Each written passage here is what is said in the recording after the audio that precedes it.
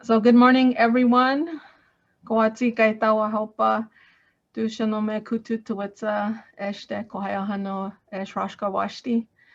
Good morning. My name is Bianca Mitchell. I am from the Pueblo of Acoma, and I am AIANTA's education manager. Thank you all for joining us for the American Indian Alaska Native Tourism Association's webinar series today. We will be speaking on mapping Indigenous place names. I will be serving as your webinar moderator today and managing the question and answers at the end of the presentation. For those of you who are not familiar with AIANTA, for nearly 2 decades, AIANTA has served as a national voice for American Indian nations engaged in cultural tourism. In addition to serving as the voice for Indian country tourism, AIANTA provides technical assistance and training to tribal nations and native-owned enterprises engaged in tourism, hospitality, and recreation.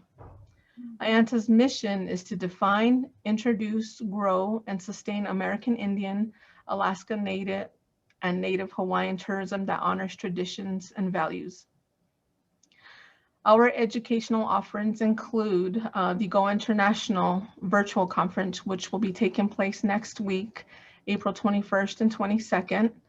And Go International is designed to help tribal tourism businesses keep up with the rapid shifts in package travel landscapes.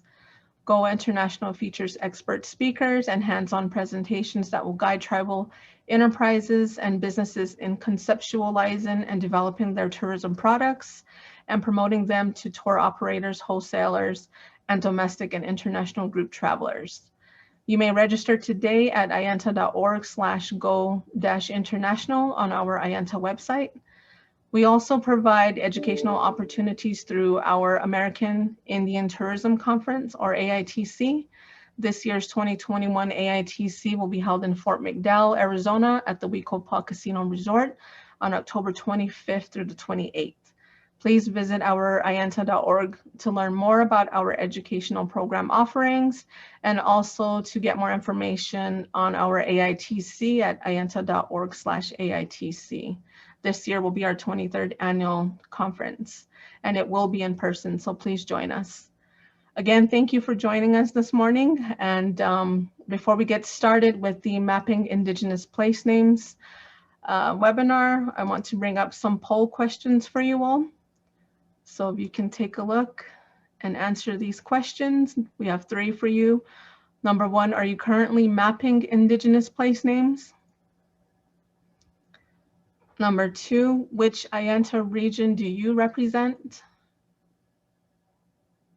And then number 3 is sort of a question, but if you have any Indigenous place name mapping projects that can be shared publicly or a favorite Indigenous place name map, please put the link in the chat, and we hope that you will share with us. And you can go ahead and put those links in the chat now.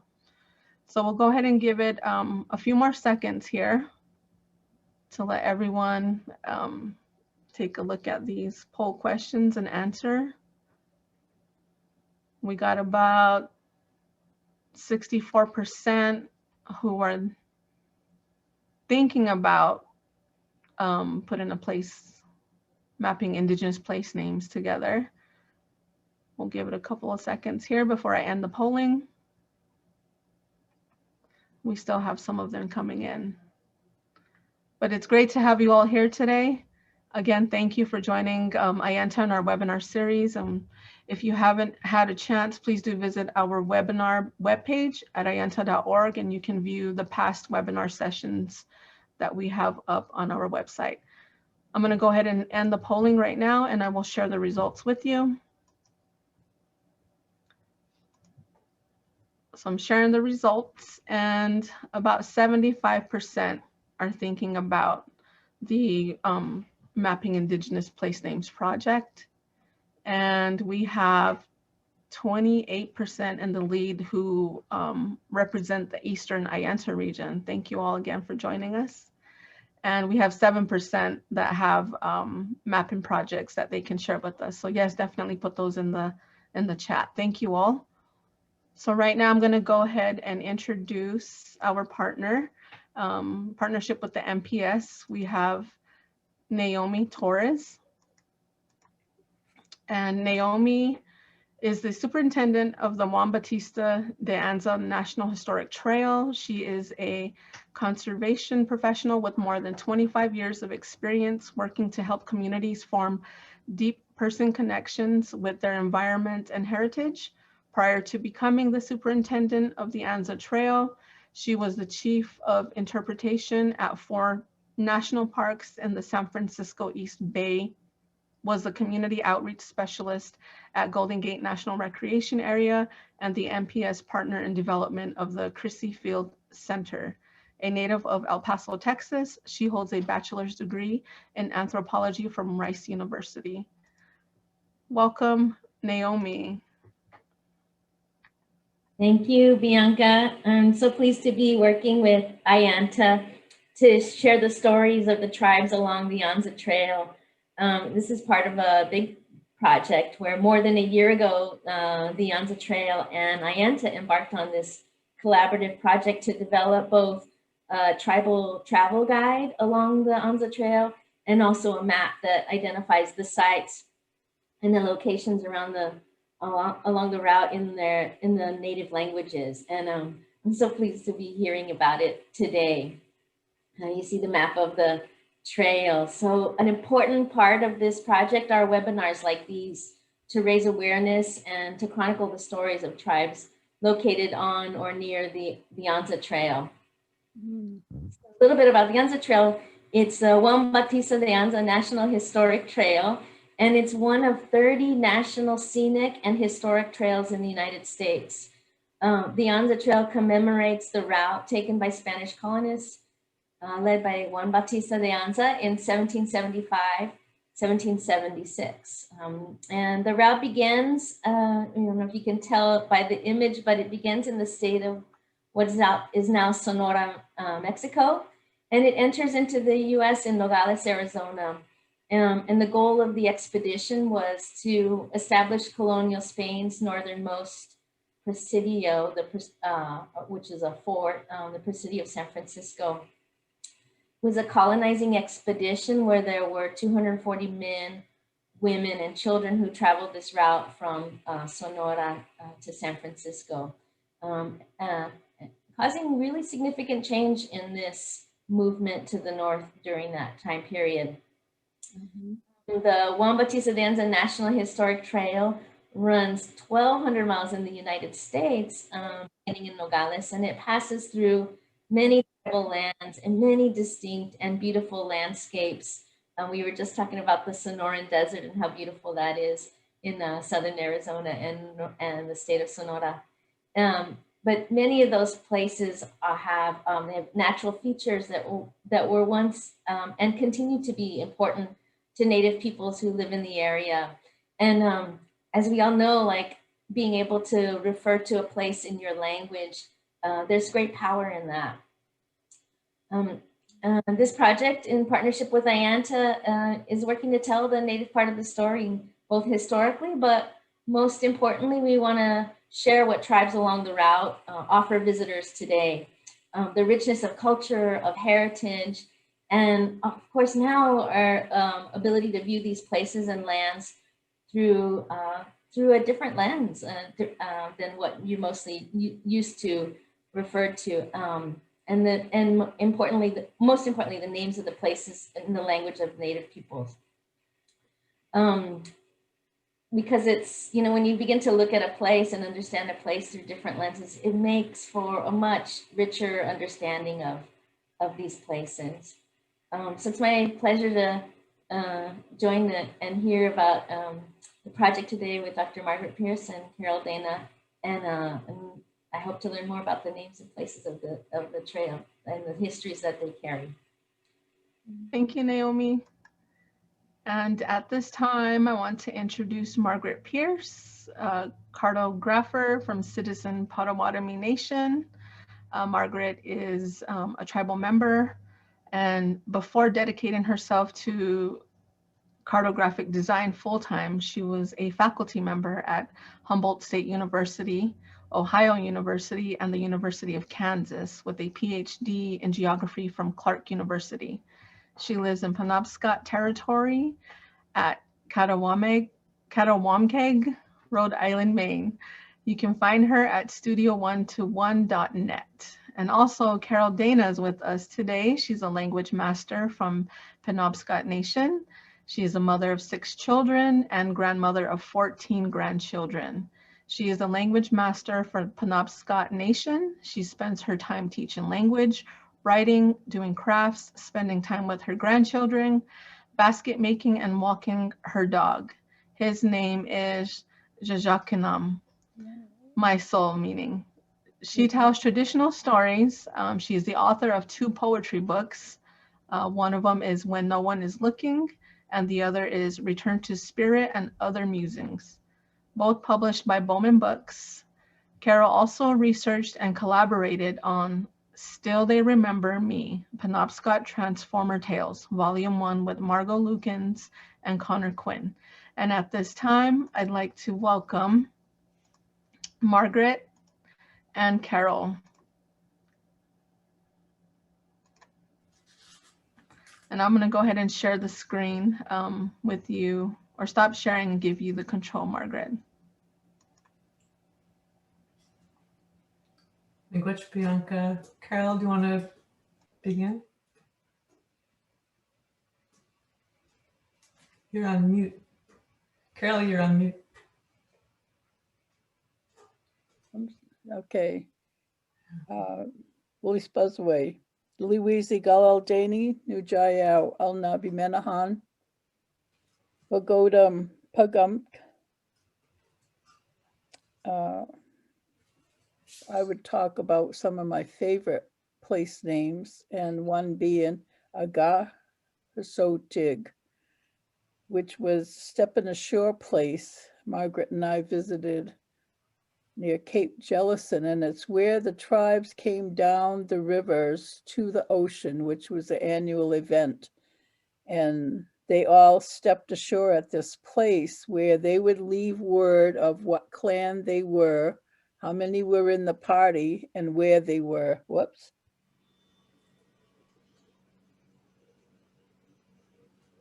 You're muted again.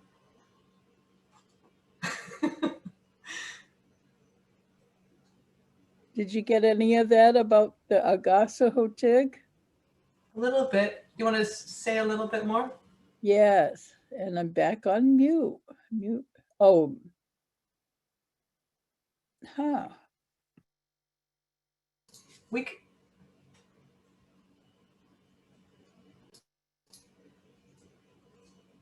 Carol, you're on mute again. Okay.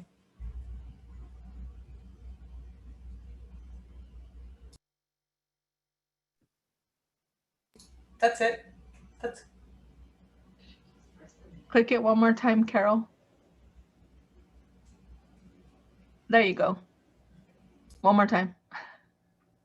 There you go. It says mute. You're fine right there. I am? We can hear you, yes. Okay, so I like the Agasa Hotig, Stepping Ashore place, because it's where the tribes came down the river, because that was part of their yearly cycle, to the ocean where they fished and stored fish and dried fish, smoked fish. And at the certain point, it's called Stepping Ashore place, Stepping Ashore place. They left word of how many were in the party, what clan they were, and where they were camped. This says mute, but I can see me on there. Anyway, it was right where the river meets the ocean, and it was our old territory too back in the day in that area. The main village was there, but it was part of the cycle of our livelihood. That was a favorite place for me, because I could just imagine the joy of the people coming to visit. And even though there was a lot of work to be done, I imagine it was a big social time. And another place I liked that Margaret and I didn't get to go to, but you could see it right there from the road. And I always look to those hills when I'm coming home. Ginupskadana, which was Great Stone Mountain. And to me, when I drive north and I'm coming back home from somewhere, I always imagine our people up there in those hills, you know, among the trees, looking out. And Wambatisa was another place Margaret and I visited. We had to come out from one area, I think the Agasahotig, and come down and go in another park in order to look back. And I could see it. It was like a silver lining on the shore. It was just really something, the way that it shone in the sunlight. And that means the shining gravel. And let's see, how did I? Oh, Signage, Cape Rosier is a place I go every year to pick grass. Richard Garrett showed me that place. I was there visiting, oh, that famous woman, I can't remember her name though, The Good Life, Helen Nearing. And I could smell the sweetgrass up on the hill. Well, he showed me that place, and now we go there. The kids you can see the kids right there. They can play on the shore, and you can just pick the grass there and have a good time. I've taken a lot of people there. It's been a lot of fun. People will stop and ask what you're doing, you know. And in fact, one year we met a man from, oh, if I can remember, he was from out west. He said he takes his vacation there every 4th of July. So I gave him some sweetgrass, he said, that he used in the ceremony. He was from a pueblo, I think. So, oh, I should talk about the story about how it got to be Signage. Was Gliscab was up north chasing a moose. And it's interesting because it's so far away. He chased him to the Cape Rosier. So it was like inland, way inland, down to this place by the ocean. And he threw the guts in the water, which was a not granite, what do I want to say? The white stone, quartz inlay in the rock. And there's a crosshatch section in Castine that's where he snowshoes in that same area. And the whole island, they called Signage, the moose hind parts. And we don't have a lot of stories like that, but I imagine there were many, you know, back in the day that explain land features. I know in the other stories we have, it explains the eskers up in the Enfield area. But this is the one that's in the book that'll be coming out soon, the Transformer Tales. So I think those are, well, there's a lot of places that I love in Maine, and it's so empowering and good to me. I'd never thought of it. Margaret said, you healed that word, and I didn't even have that thought in mind when we did it, because I was so busy thinking about it and trying to you know, get it in the language. And one of the questions she asked me was, how do I get to the actual word? Well, just an example, let me just tell you this. Allagash is a great place. People travel the Allagash, they paddle down the Allagash, but it actually comes from the word Wallagesk, which means a bark, because someone, they said, had built a wigwam up there covered with bark. Well, that to be one of our people, you know, but that's how they named that whole area, which is a great canoeing area. And how you get to that word, you may look around. There's other tribes that we share areas with. You could consult with them. You could consult with your research, consult with your elders in your area to get to that word. And some of them just totally stumped me, but luckily we had a linguist on site that was good at the breakdown of those words. And how I got into doing this was with Margaret. It was idea or a desire of mine since 1990 when I looked at the Vermont map and there were Abenaki place names. And when she came along, it was just wonderful because I got to do something I thought of, earlier. So I love the process. My favorite part was going out with her, looking around, finding Wazumkeg and going to the Step in the Shore place and just feeling that. So the connection between the place names, like that story I was telling you that Gluskab ends up in Cape Rosia with, that starts out in the Moosehead area. Now, Moosehead Lake, a lot of our people live there. Maliseet people live there.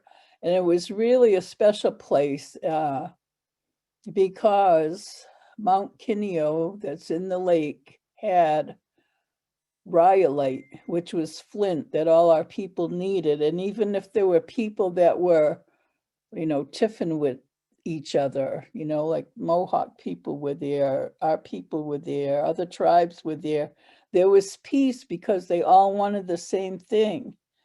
And that's where that story starts out with Gluskab. But going back to Moosehead today, I took an elder up there and she told me about all the time she spent up there, and her family was from there. In fact, we had gone to see her brother and he sang us a song, and it was just great for me to be sitting there with them and witnessing that and hearing their stories. I really enjoyed it. And Hey, Carol. Moosehead, yes. Can we shift to, I'll introduce myself and then we'll do some questions back and forth and then start looking at the maps a little bit. Okay, I'm sorry, I was going right into the question. Okay, sure, Margaret, go ahead. Bonjour, Jayak. Mkosekwe and Dejnikas. Bodwe Wadmi and Dao. Shishibeni and Dao. Mako and Dodam.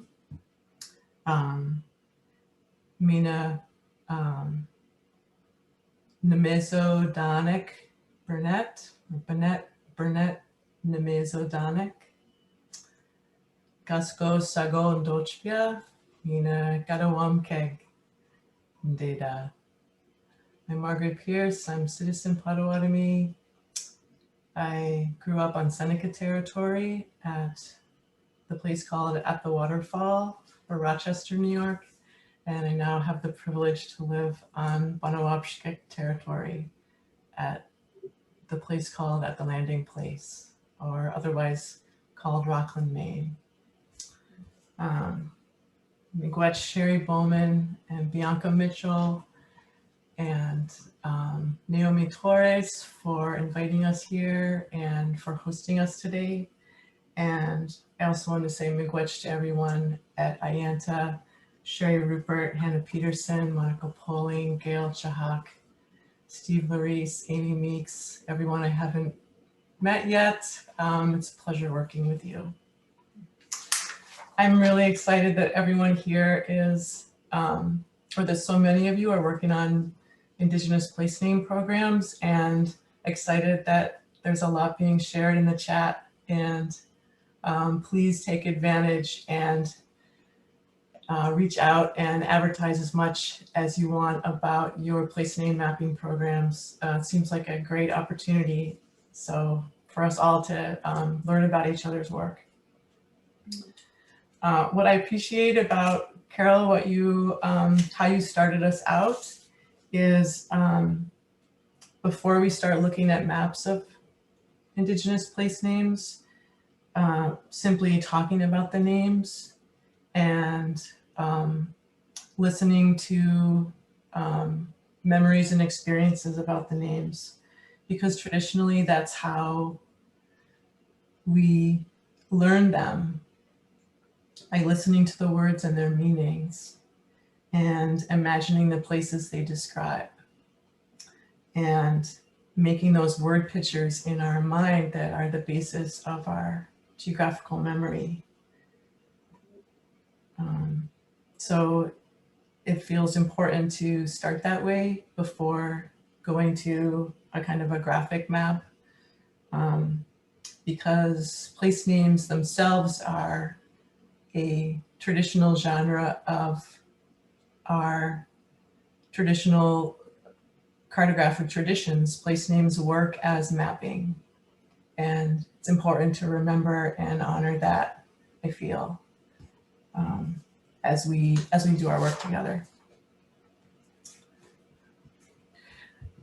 So can I ask you a couple more questions? Me? Yeah. Yes, I'm sorry, I got carried away there. You're like, that reminds me of my favorite place name, which is why I like working with you. I wanted to ask how you got interested in this whole business of mapping place names, and whether you had already been teaching the language at that time. I think I had just come out of college, because I was in the language in the 80s working on the dictionary. And it was around 1990 when I noticed the Vermont map and the Abenaki names. I don't know why maybe it was when I was traveling back and forth to Dartmouth. But anyway, it was that map that got me interested. And then when you came along, it was like, yes, we had the chance to do it. Yeah. Why do you think it's important to map the names?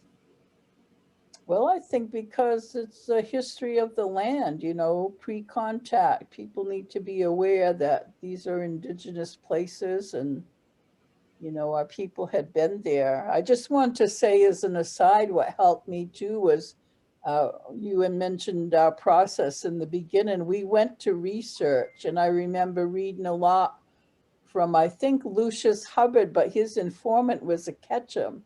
And I know that family, they're a good old family from way back. So it was enjoyable to me to know he was on board with the naming, because, you know, you kind of know the family and the people and everything. So that just helped me. Is that part of what makes good correction of a name? When you see a name that might be written down incorrectly, does having that family connection work as part of the restore? Well, I know he was reliable, you know, because he was an old Penobscot family that has just been in our midst for so long. Yeah. I guess there's an element of trust there. You know, when he had spoken to many other people, you know, in the early days, teaching about the place names and everything. Yeah. So what's the connection, do you think, between place names and memory, or place names and blood memory, as we've talked about so many times? Yes, that blood memory is so powerful, is all I can say. It almost scares me. My mother had that when she was in KI, and she put that red ochre on her face, and she told me I got a weird feeling, and I had a little case of it. Jeannie used to come get me and take me to Seawall, and I was looking at the fir trees, and I was having a memory from my childhood, I realized, but it made me feel out of sorts. It's really hard to explain. Like you know something, but you don't know. And it's powerful, like I said, that connection. Yeah, it's like you feel it. Your body, your spirit, your mind knows something, and you're not sure what when it comes over you, you know. Yeah.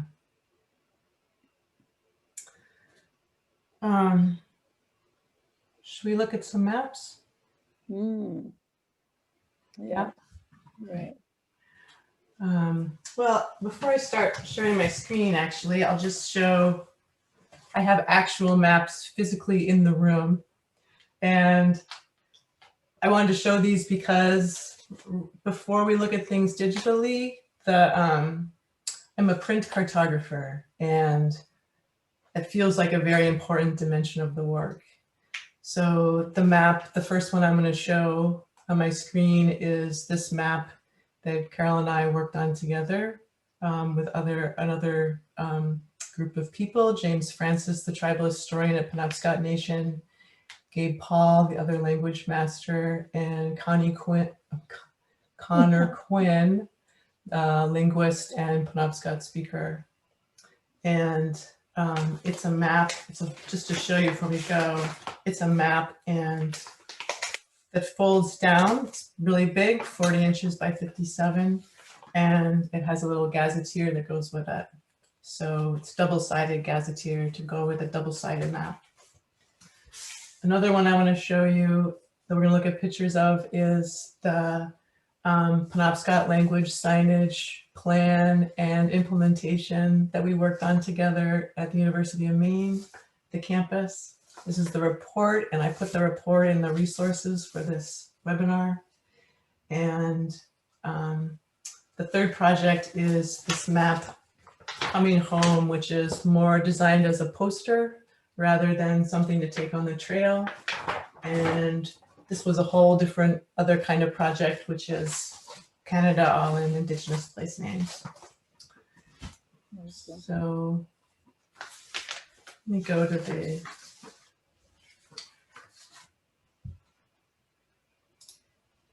share my screen.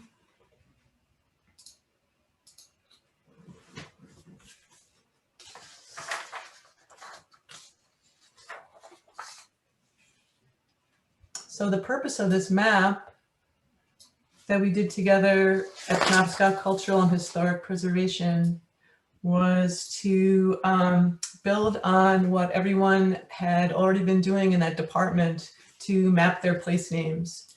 And we got together in the summer of 2011 to expand on that project and move from a focus on the river, where everyone had already been mapping down in this area, and expand to the Penobscot River watershed and Penobscot homelands generally. So the map was to support language learning and also to educate the broader public, including tourists, about the Penobscot homelands where they are residents or visitors. So we worked together on this map for 4 years. I would work with whatever Carol, you or Gabe or James gave to me in terms of words and names to put there. And as we worked on the map, the form of the map came to, we slowly figured out what that form would be. So as I mentioned, it's a really large map, but it needed to fold down so that it could be something that could be portable in a glove compartment of a truck or something manageable in a canoe. And then to support language learning, we designed it so that it would be all in Penobscot on one side. Here's Moosehead Lake, where Carol was just speaking to. And then it would be all in English on the other side. So if you are learning the language, you can focus on listening to and getting comfortable with the words and learning those names. And on the other side, you get that feeling of the meanings when you know the language more fully. And we learned that the canoe routes were very important to include. These are the red lines that are the carries in the dotted line, and the canoe routes upstream and downstream, high water and low water that go with the names.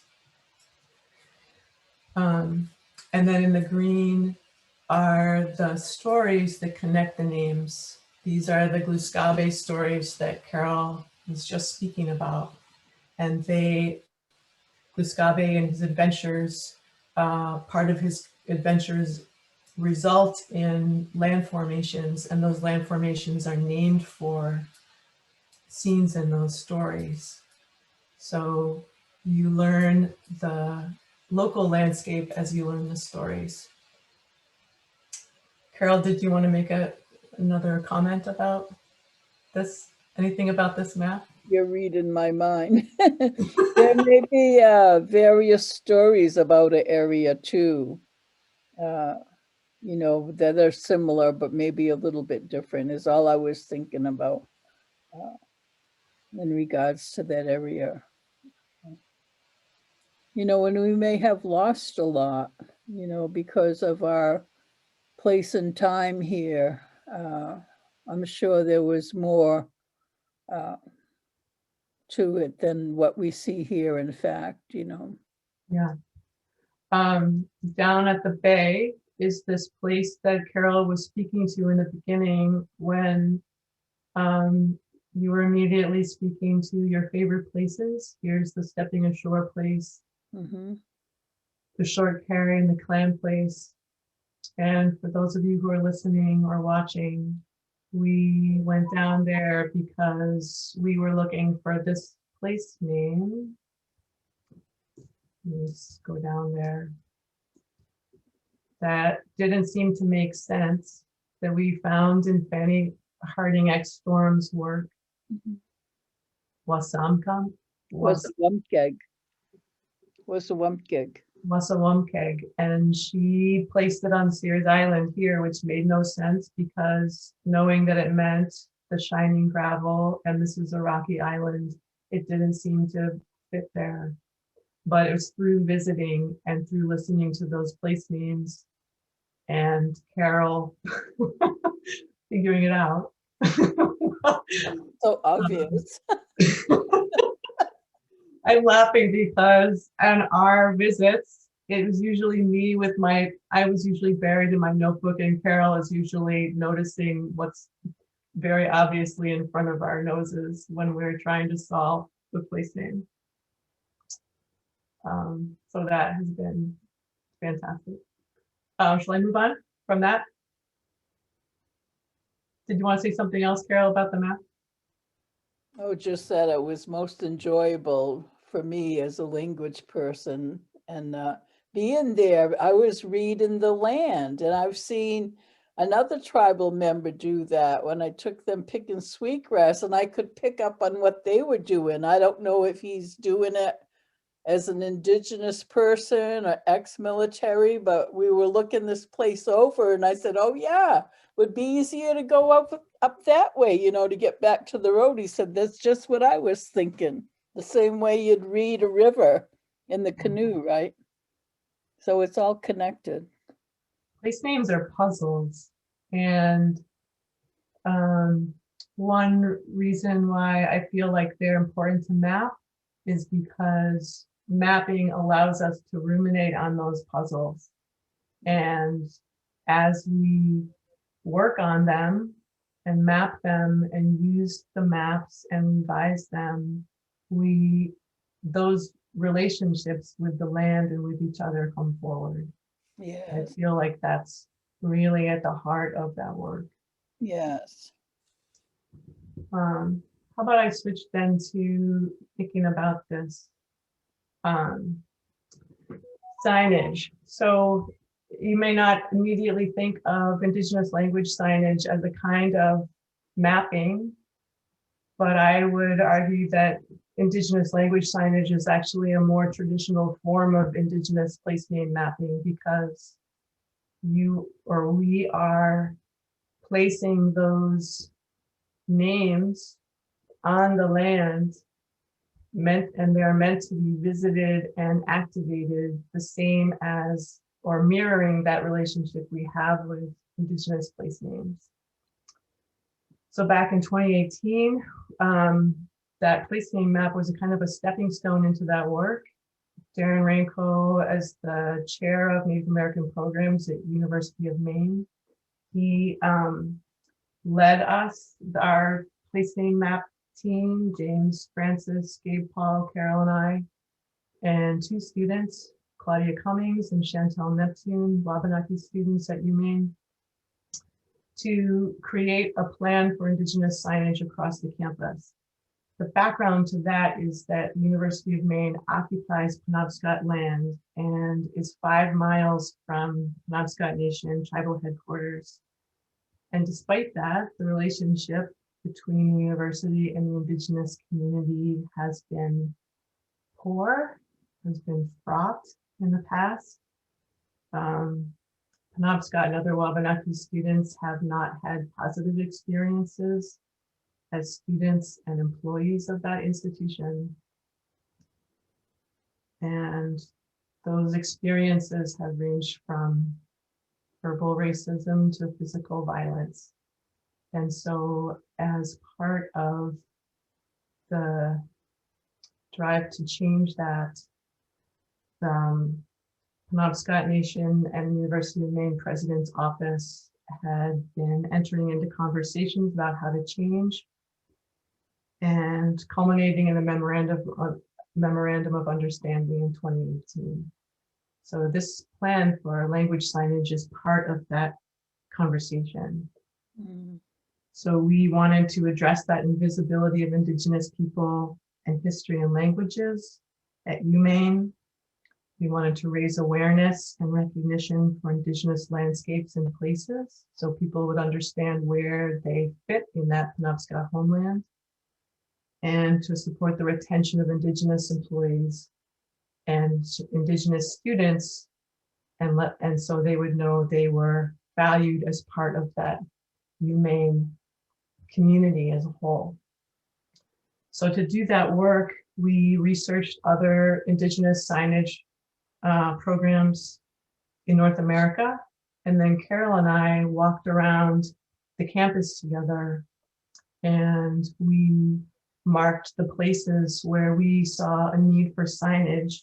And that included places of symbolic, places that were symbolic of belonging and authority, as in, here's Carol on the left at what's called the Mall at UMaine, which is a central gathering grassy place near the library.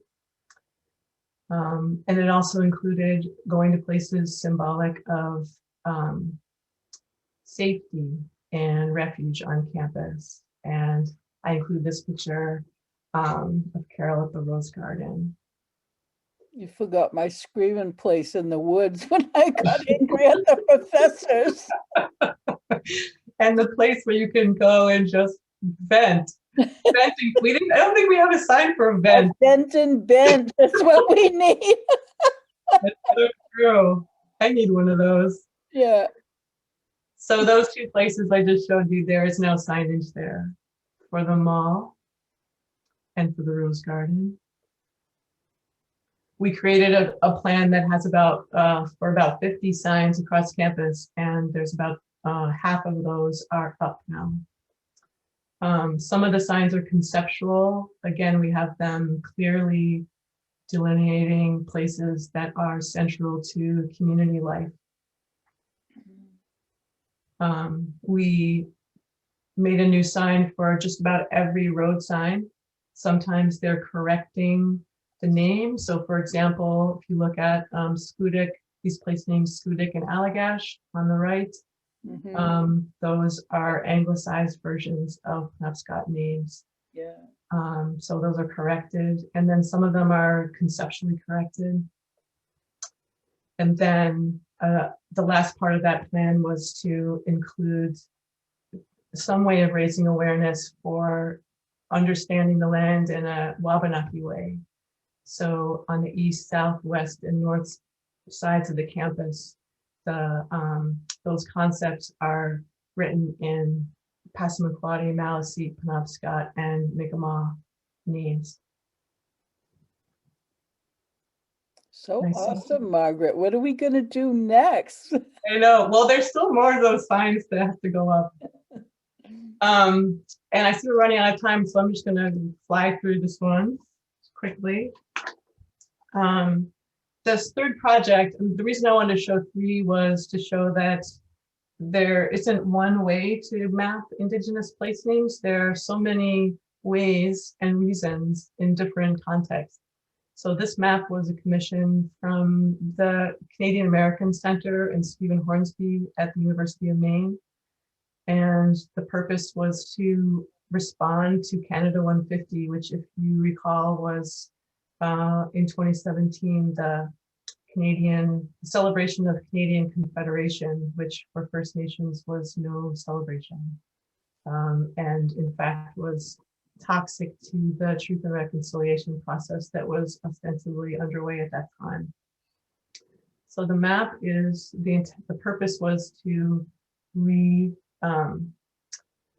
remap Canada entirely in Indigenous place names to make those Indigenous sovereignties legible and honored. And I designed it in a way that would highlight and elevate those sovereignties. For example, the size and the fold and the map projection are all the same as the are used by Natural Resources Canada in their Atlas of Canada maps, because I wanted the map to be entirely in dialogue with that as an equal. And the map is surrounded by permissions, which are in a larger type size and a different hue than the place names, so that they form a portal and a protection of that cultural and intellectual property that resides in those names. So to make that, that was hundreds of phone calls and emails and texts to communities all over Canada, about half of whom decided to contribute names. And I think that's all I wanted to mention about. Oh, I want to show you the copyright here. So we make that permissions specific in the copyright. No portion of the place name content may be reproduced without permission of those whose names these are. And we only copyrighted the design, not the names themselves, because we don't, of course, have any rights over them. Do we have time for me to ask you my questions? Yeah. Yeah. I'm stopping. So how did you get into map making? Into map making, I wanted to be a writer forever. And, but I was somewhat of a frustrated writer. And after a while, I took a class in cartography when I was a college student. And literally after the first week, I felt like cartography did everything that I wanted writing to do. And I've always seen it as language. I've always seen it as a kind of writing. Yes, you're awesome, Margaret. You are. I'm just realizing, like, wow. So what advice do you have for other tribes mapping? Oh, I wanted to ask you this one too. I'll answer and then we'll swap.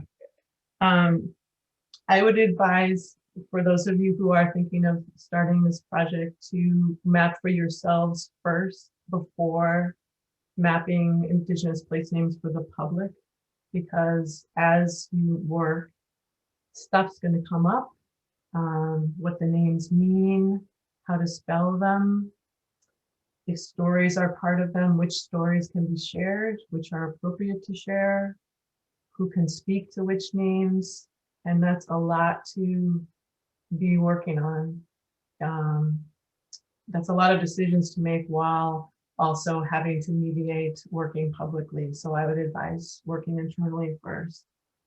And then I would also say, pay attention to how you express your place names, which is something that is often overlooked, but as a cartographer, I feel is really important. We're so careful about our words when we speak about indigeneity. And it's important for us to bring that same care to the way that we map our places. So for example, are the names being expressed as though they only belong to the past? And if so, why? Why not in the present? Or are the names being expressed secondarily to the Anglo names? And if so, why? Like, how is that dialogue being communicated in the map? Because even though those sound like small decisions, they are, every map is an accumulation of these micro decisions, and it's the accumulation that that narrates meaning to readers. And those meanings are at the heart of how we raise awareness about our homelands. What advice would you have, Carol? Well, that I'm kind of stuck on that blood memory is so powerful. And I know that people in the West sometimes are more intact than we are with our ceremonies. Yeah. I would advise doing a ceremony there if there's something that needs to be done, like the Sioux have done with their journey they do to commemorate their peoples and their struggle, and something that happened, something healing, I guess, for that area, which was, you know, things that happened there were catastrophic to our people. Another one I'm thinking of, you know, as it pertains to us, the Longhouse people can come and get their spirits and take them back to the Longhouse. And I think they need to do that in our area because our people still talk like we're enemies, you know, and they mention, oh yeah, you know, and why keep that stuff going? You know, we really need to heal, and we need to heal ourselves and each other. So that's what I would say about blood memory. Awesome. Shall we pause and go to other questions? Or have we, yeah. Sure, we can, I'm gonna go ahead and share my screen now. Can you see that? Not yet. Is the thank you screen up? Nope. Okay, hold on. So we'll go ahead and ask one of the questions. Do you have a process and players who were involved in your project that you can share with other tribal peoples? Well, I think what she just said, you know, to talk among yourselves, right, Margaret? And map for yourself first before you map for others, like. Yeah, it's hard to generalize about a process because everybody is in a different place with their names. Everyone's in a different place with language and with sovereignty, and I feel like that the protocols and the process come from sorting that out for yourself step by step. I don't think there's a generic way you can decide. I think I would say ask for help if there's words that you can't translate yourself. Connor, he's not in our community, but feel like he's part of us because he has so much to do with our language and he's so knowledgeable. Some of the words I just couldn't do, and we called on him and he had it all laid out there before we knew it, huh, Margaret? Did a good job. Okay, so next question. What is a name for Step Ashore Place, Cape Jellison? Azohatig. I've been writing it down. Azohatig. That's how I remember it. And then I saw it spelled, but. Thank you, Carol. And the next question, how can mapping be done when several or many Native nations have names for locations in the same geographic area? I'll answer that. I feel like that's a really important time to map and just stack all those names together, because when they are all present, we are teaching each other and the world that part of our sovereignties, our responsibilities is to take care of places and to have responsibility for places together. So if 6 nations have 6 different names for one particular place, then all should be, in my opinion, all should be there, of course, because that place is important and central to all of their identities and obligations. Thank you, Margaret. Next question. Did you work with a linguist to identify the spelling of the place names? Yes, we worked with Carna Quinn, the one I mentioned, that he's right here in Portland, south of us, like 2.5 hours, 3 hours away. And he's the one I had to defer to because I couldn't figure out some of those names. And like I said, I turned it over to him and he did right by us. I'll add for the Canada map.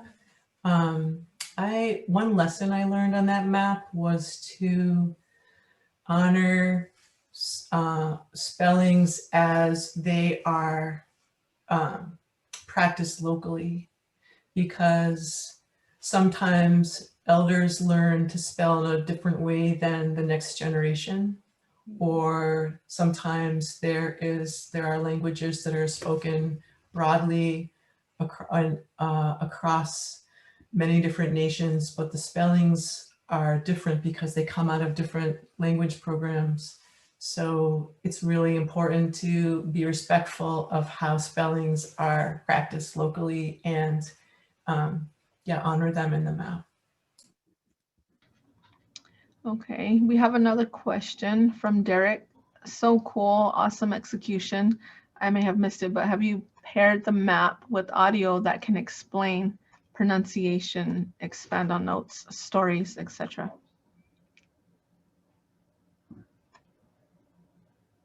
The short answer is no. This brings to mind that one aspect of the Penobscot Signage project we wanted to do was we were going to have QR codes with Carol speaking the names. I don't know what happened to that idea. I know, right? Somebody wanted the name of Step on a Shore Place or Zahotig. I saw it spelled like that. Awesome. Yeah, that would have been awesome if we had, the Passamaquoddies did mapping like that, where you can press on, was it a CD? It was a sound where you heard the words that were said. And that was really good, Margaret. I forgot to mention that. I'm just thinking of it now. I don't know if you're aware of it, but David Francis and them had done that. Donald Sock-Toma. Yeah, they have a beautiful CD of their place names. Yes. Thank you. We have one more question from Stephanie Smith. In locations where the lands are homelands and significant to many Native peoples, what are your suggestions for kickstarting an Indigenous place name mapping project where language and place names are different? Well, we have to have a meeting with everybody.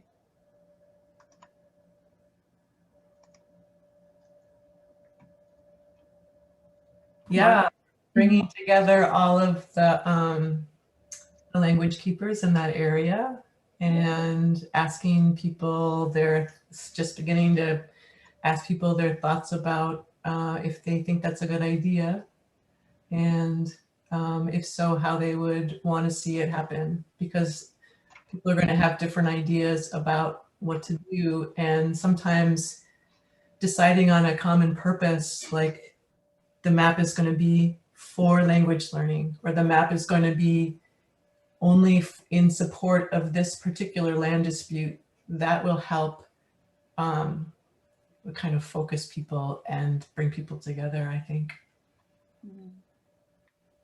Thank you, Margaret and Carol. So we're going to go ahead and end the webinar, but I do want to mention, and Sherry Bowman, the education support specialist, did mention this in the chat box, but the Board on Geographic Names invites all tribes to submit their native place names for federal recognition and entry into the BGN, Geographic Names Information System. For more information about how to submit names, please contact the BGN Executive Secretary at the email she provided in the chat box, which is bgnexec@usgs.gov. She also put the website where you can find out more resources at the BGN website.